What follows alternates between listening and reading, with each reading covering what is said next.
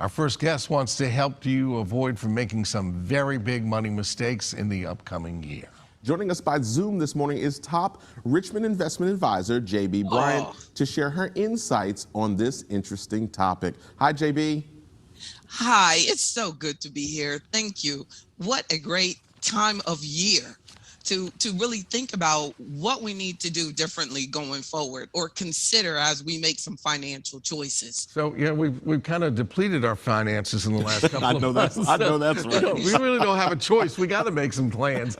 That's right. But you don't want to make the wrong plans. And I noticed you got a couple of bullet points for us here. And the very first one is, how is buying a new car a mistake? And I'm guessing it's not the same thing that Dad taught us when we were kids. His thing was, don't ever buy the first model year of a new car, like the new whatever. It's coming out in 2022. Now, you want to wait till about 2024 to buy that one to make sure they get all the kinks out. But that's not what you're talking about, is it? But that's great advice, though. Yeah. Thanks, Dad. Yeah. Like, I always do that with the cell phone, right?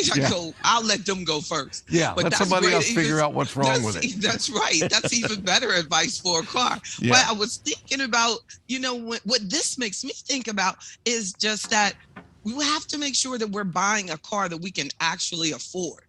Often we only think about the payment, but just because you can make a payment on a vehicle, it doesn't mean that you can actually afford that vehicle. And many times people insist on buying a new car when indeed everybody actually is driving a used car. After you hit the road, you're even driving a used car when you buy your new car. So, what we need to keep in mind is, can I afford the car? If you're financing the car, are you financing in luxuries and unnecessary things that are going to be costing you when you're financing, say, leather seats? Do you really have to have the leather if you're buying a car that you have to finance? So this, JB, let me ask a question here, because I was looking at cars here recently, and there's a car that I really would like to have, but it only runs on high-test gas.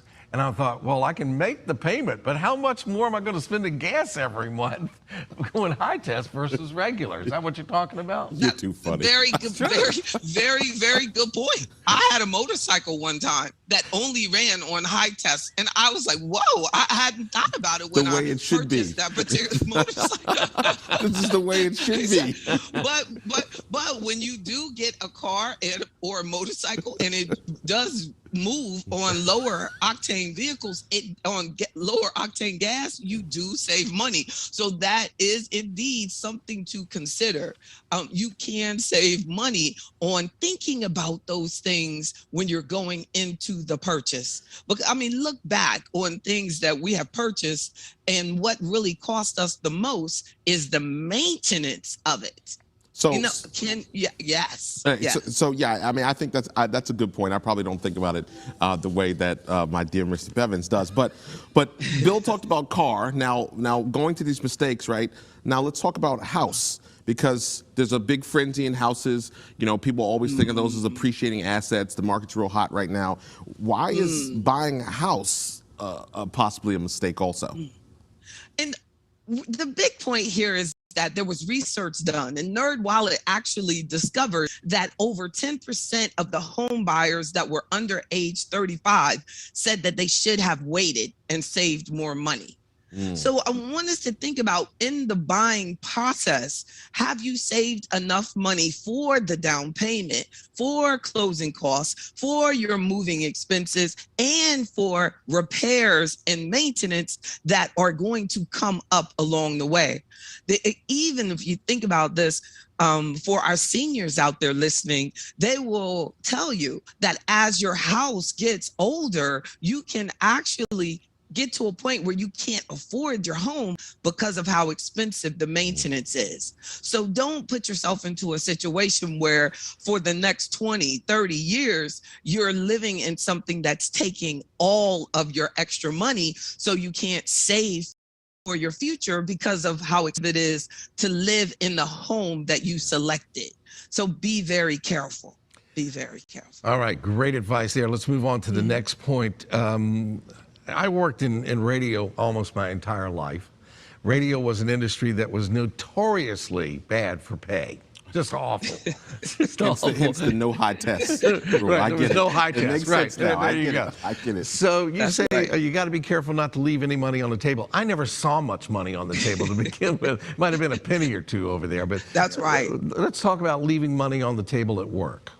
And many companies do not even offer a match to the retirement plans. So when I think about leaving money on the table, I'm talking about the 17% of workers who do have access to employer-sponsored plans, but they don't even contribute anything, Bill. Yeah, And that's a of the huge people, mistake.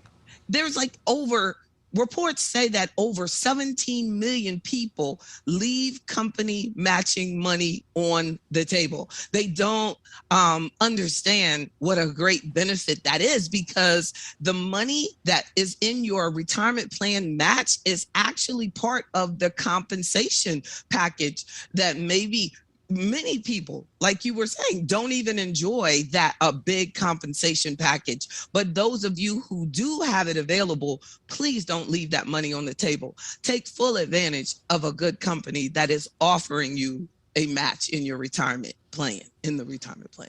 Wow, JB, that is excellent advice. It looks like we are just right at about time, but I wanted to get a few minutes from you, not minutes. I wanted to get a short thing from you on this idea of not having a financial plan, because these other things are things, but this is a big one. Can you just give us 30 seconds on that? Great. One of Bill's classmates, Ben Franklin. I'm just joking. No, I'm just joking. No, we were But tight. Exactly. I'm just really joking. tight, man. No. We flew But kites Ben Franklin said, he said, if you fail to plan, you're planning to fail. You know, so you have to have a plan that it increases your confidence. It increases your ability to understand your risk. It gives you peace of mind. So definitely planning is a big part of budgeting, so that you'll make better choices on the home purchase, on the car purchase, avoiding debts, which is one of the other suggestions. Don't live off a credit card. And so the planning is key. Ben Franklin said it best. Don't plan to fail. Have a plan. JB, that was fantastic. Good job, as always. As always, we appreciate having you on the show. I love you, Bill. I love you, Bill. I love you, darling. I love you. All right, JB Bryant offers free weekly money seminars and webinars every Wednesday and Sunday evening. You'll find a link to more information at WTVR.com/VTM. Stay tuned. We'll be right back. Good, Frank.